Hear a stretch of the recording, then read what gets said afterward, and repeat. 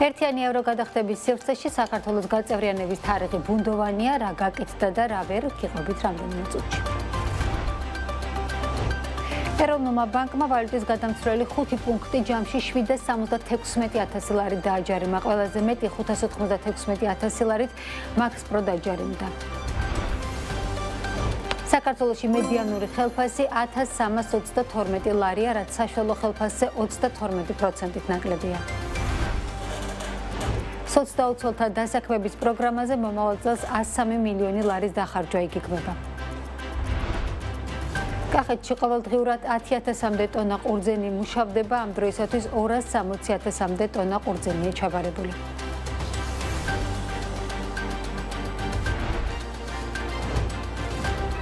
მოგესალმებით, ეს BMG რეგიონის წამყვანი ბიზნეს მედია სააგენტო საქმიან ამბებს BMG-ს გუნდთან ერთად ნინო ტაბედაძე წარმოგიდგენთ. ერთიანი ევროგადახდების სივრცეში, ანუ სეპაში საქართველოს გაწევრიანების თარიღი გაურკვეველია. მოლდოვა კი, რომელმაც სეპაში გაწევრიანებაზე განაცხადი საქართველოს განაცხადიდან თითქმის 1,5 წლის შემდეგ გააკეთა, ერთიანი ევროგადახდების სივრცეს 6 ოქტომბრიდან შეუერთდა. BMG-ს ინფორმაციით მიუხედავად იმისა, რომ ერთიანი ევროგადახდის სისტემაში გასაწევრიანებლად საჭირო მოთხოვნების დიდი ნაწილი შესრულებულია, საქართველოსთან მიმართებით დადებითი გადაწყვეტილების მიღებას შეჩერებული ევროინტეგრაცია და ევროკავშირთან დაზიანებული პოლიტიკური ურთიერთობები აფერხებს. უშლის თუ არა ხელს საქართველოს სეპაში გაწევრიანებას ევროკავშირთან დაძაბული პოლიტიკური ურთიერთობა. ეროვნულ ბანკში BMG-ს ამ კითხვას არ უპასუხეს და მხოლოდ ზოგადი ტექსტით შემოიფარგლენ, რომ გრძელდება თანამშრომლობა ევროკავშირის შესაბამის სტრუქტურებთან. სეპისგან ვერც იმ კითხვაზე მივიღეთ პასუხი, დაახლოებით როდის შეუერთდება საქართველო ერთიანი ევროგადახდის სისტემას. ცენტრალური ბანკი აცხადებს, რომ სეპაში გასაწევრიანებლად მოთხოვნების დიდი ნაწილი შესრულებულია.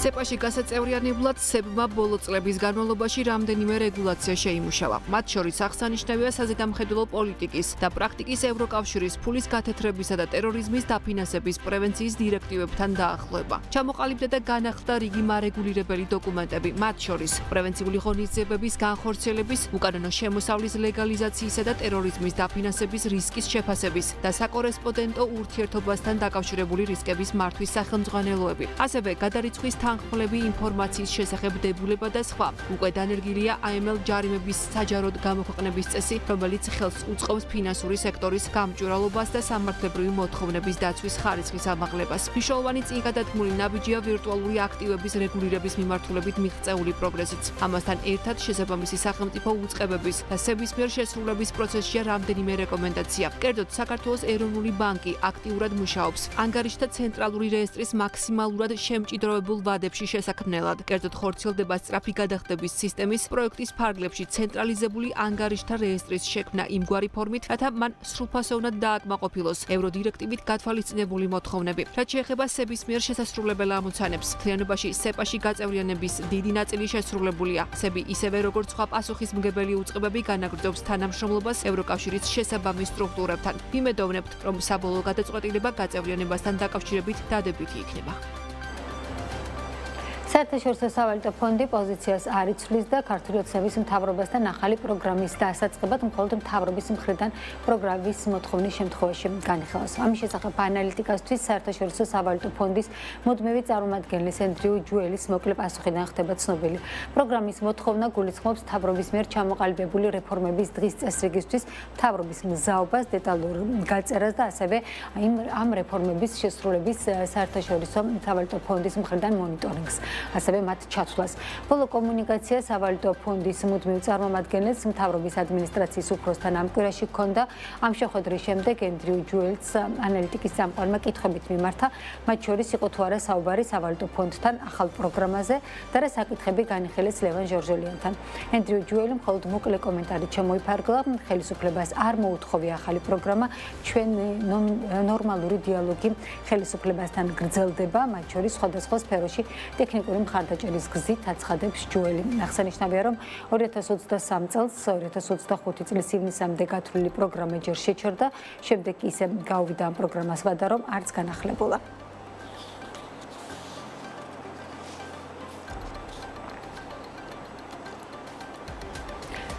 776,000 ლარით დაჯერიმებული ვალუტის გადამცვლელი პუნქტები. ეროვნულმა ბანკმა ვალუტის გადამცვლელი 5 პუნქტი დააჯერიმა. დაჯერიმდა ვალუტის გადამცვლელი საბადა ლუკა, ენ და ენი, მონორეითი, მაქსპორი და ვალერიან ქარდავა.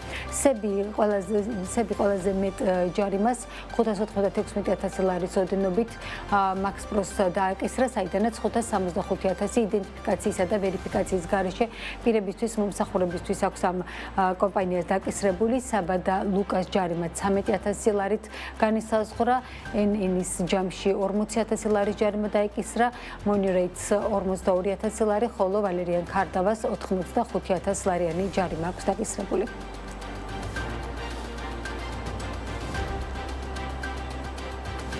ხელფასების ზრდის მიუხედავად საქართველოში მედიანური ხელფასი მაინც დაბალია. საქსტატის ინფორმაციით 2024 წელს საქართველოში დაქირავებით დასაქმებულთა მედიანური ხელფასი გასულ წელთან შედარებით 7,6%-ით გაიზარდა და 1,332 ლარი შეადგინა. აღსანიშნავია, რომ 2024 წელს მედიანური ხელფასი საშუალო თვარ ხელფასზე 32%-ით ნაკლები იყო. აღსანიშნავია ისიც, რომ საქმიანობების სახეობის მიხედვით 2024 წელს ყველაზე მაღალი მედიანური ხელფასი სახელმწიფო მმართველობა, თავდაცვა და სავალდებულო სოციალური უსაფრთხოების სექტორში იყო 2128 ლარის ოდენობით. სამთო მოპოვებითი მრეწველობა და კარიერების დამუშავებაში მედიანური ხელფასი 2089 ლარით განისაზღვრა.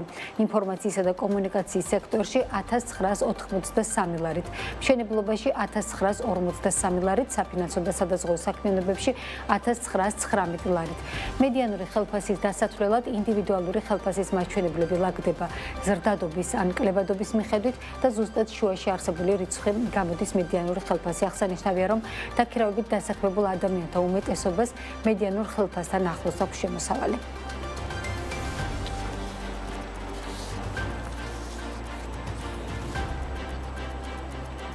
ნახოთ, როგორი იყო შარშან დაქირავებით დასაქმებულთა საშუალო თვიური ნომინალური ხელფასით. საქსტატის დაზუსტებული მაჩვენებლებით საშუალო ხელფასები 204 ლარით 1970 ლარსა და 80 თეთრამდე გაიზარდა.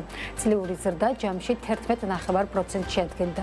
აღსანიშნავია, რომ საქსტატის საშუალო ხელფასს საშემოსავლო გადასახადის ჩათვლით ითვლის, რაც ნიშნავს იმას, რომ შარშან რეალური საშუალო ხელფასი 1577 ლარი იყო. ყველაზე მაღალი ხელფასი იყო ინფორმაციისა და კომუნიკაციის სექტორში 3,923 ლარის მოცულობით, წინა წელთან შედარებით აქ ზრდა 2% იყო. საფინანსო და სადაზღვევო საქმიანობაში ხელფასები 3,677 ლარით განისაზღვრა, წინა წელთან შედარებით აქ ხელფასები გაიზარდა 14%-ით. პროფესიული სამეცნიერო და ტექნიკური საქმიანობების სექტორში საშუალო ხელფასი 2,823 ლარს შეადგენდა, ზრდა წლიურად თითქმის 13%-ია, რაც შეეხება სახელმწიფო სექტორში დასაქმებულებს, მათი საშუალო თვიური ხელფასი 436 ლარით ნაკლები იყო არასახელმწიფო სექტორში დაქირავებით დასაქმებულთა საშუალო თვარ ხელფასთან შედარებით. აღსანიშნავია, რომ გასულ წელს ბიზნესში საშუალო ხელფასები 197 ლარით გაიზარდა და 2024 ლარი შეადგინა.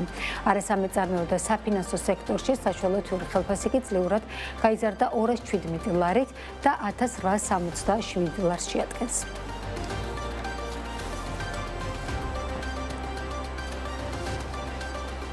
საზოგადოებრივი დასაქმების ხელშეწყობის პროგრამებზე კი 2026 წელს 103,300,000 ლარის დახარჯვა იგეგმება. თანხა იმდენივია, რაც ამ პროგრამისთვის 2025 წლის ბიუჯეტით იყო გათვალისწინებული. აღსანიშნავია, რომ ეს პროგრამა დასაქმების სისტემის პროგრამის ნაწილია, რომელიც ჯამური დაფინანსება 2026 წელს იქნება 113 მილიონი ლარი და აღზრდა 495,000 ლარია. სოციალურად დაუცველის საზოგადოებრივ სამუშაოებზე დასაქმების გარდა პროგრამა ასევე მოიცავს შრომის ბაზრის აქტიური პოლიტიკისა და დასაქმების მაძიებელთა კონკურენტუნარიანობის ამაღლებას და ამ გზით დასაქმების ხელშეწყობას. აღსანიშნავია, რომ სოციალური მომსახურების სააგენტოს ინფორმაციით აგვისტოში საარსებო შემწეობის მიმღებთა რიცხვი 708,764-მდე გაიზარდა, მათგან 253,000-ზე მეტი პირი საზოგადოებრივი დასაქმების ხელშეწყობის სახელმწიფო პროგრამის მოსარგებლია.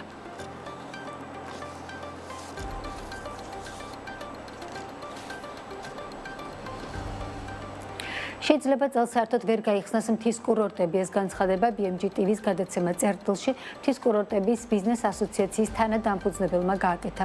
მირანდა ისაკია, რომელიც გუდაურში რესტორან თვალი ალუბლის მფლობელიც არის, ინტერვიუში ამბობს, საუბრობს იმ პრობლემებზე, რაც მთის კურორტებზე, განსაკუთრებით გუდაურში არსებობს. მთის კურორტების ბიზნეს ასოციაციის თანადამფუძნებელი მკვეთრად აკრიტიკებს სახელმწიფოს, განსაკუთრებით კი მთის ტრასების სააგენტოს მენეჯმენტს კომუნიკაციის ნაკლებობასა და ყურადღებობის გამო. მთავრობას არ მოსწონს კრიტიკა, მაგრამ სიტუაცია უფრო და უფრო უარესდება და უკვე ისეთ ჩიხში შევედით, რომ გამოსავალს ვერ ვხედავ. შეიძლება წელს საერთოდ ვერ გაიხსნას მთის კურორტები, ამბობს მირანდა ისაკია. მისი თქმით, ზამთრის სეზონისთვის მთის კურორტების მზადება არ მომხდარა, არ განხორციელებულა ტრასებიდან ქვების აღება და საბაგიროების რევიზია. შეიძლება წელს საერთოდ მთის კურორტები ვერ გაიხსნას. იწყება ზაფხულში ზამთრისთვის მზადება. მოკლედ მოუყვები ეს არის პირველ რიგში მთაზე ჩამოშლილი ქვებისგან ტრასების გასუფთავება. ზაფხულში ერთი ქვა არ აღებულა არც ერთი ტრასიდან, არც ერთ კურორტზე. ტოპმაიერი ამოწმებდა, უკეთებდა რევიზიას ყველა საბაგიროს. არც ერთი საბაგიროს რევიზია არ ჩატარებულა. საზოგადოებრივი საპირფარეშოები, რომლებიც ისეთ სავალალო მდგომარეობაში იქ თავმოყარე ტურისტი ვერ შევა, არაფერი არ გარემონტებულა. 2014 წელს განახორციელა სახელმწიფომ ინვესტირება და შეიძინეს თოვლის მანქანები. რომე 11 წელი გავიდა და არც ერთი მანქანა არ ფუნქციონირებს. დაინსტალირებული ამ მანქანებიდან ალბათ 20% მუშაობს. ეს არ არის საკმარისი. საბაგიროებიდან გადაჭიმულია დენი, პირდაპირ აგდია სათხილამურო ტრასაზე, იპარავს ვიღაცა დენს, რომელსაც სახელმწიფოს არანაირი რეაგირება არ აქვს. საერთოდ მოუმზადებლები ვართ, არაფერი შემოწმებული არ არის და ბატონი ირაკლი ბურჭულაძე, ტრასების სააგენტოს ხელმძღვანელი სამსახურიდან მიდის. საქმის კურსი ამით დასრულებულია. ეთერში ბრუნდებით 15 საათსა და 30 წუთზე.